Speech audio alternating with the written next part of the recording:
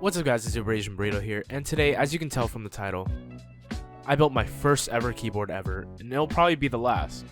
Unless... All jokes aside, yes, this was my first ever keyboard that I built, as in, choose all the parts, wait for them to ship all the way from China, look at how to build it, and then build it. Oh fuck. Too much. Jesus. But I didn't want to make a video describing what the keyboard looks like and how fucking expensive it was. I wanted to briefly go through the process of how I built this.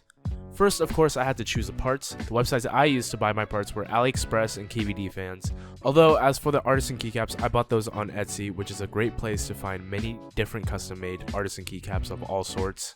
I will have a list of the parts I purchased in a Google Doc, which will be linked in the description below. But without further ado, let's get started.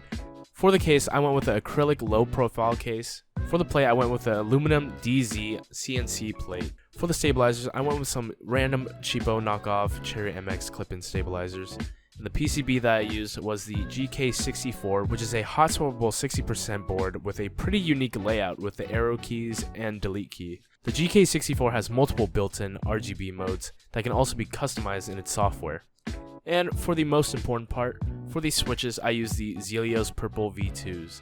This build in itself, bare bones, is about $170.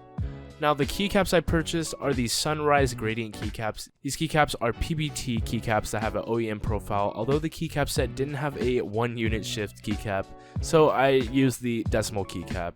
As for the custom keycaps, these Cherry Blossom WASD keys are from Etsy, and the custom spacebar is from KVD Fans.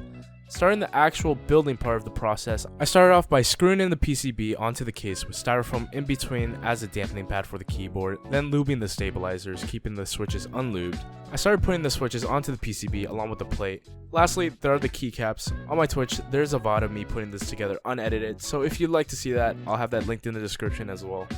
Now the moment of truth, the reason why people watch keyboard builds, the sound test.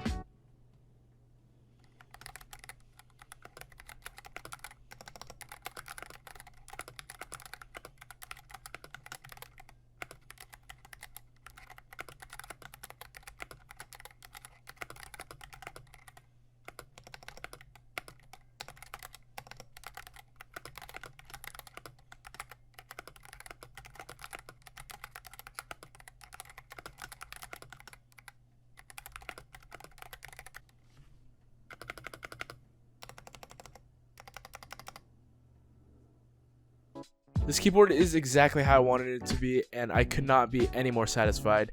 For my first ever build, this is honestly pretty damn good if I do say so myself. That wraps up the video. Hope you guys enjoyed this. This video was a bit different than what I usually upload, but I definitely enjoyed making this video. Please be sure to leave a like, comment, and subscribe, and I'll see you guys in the next video.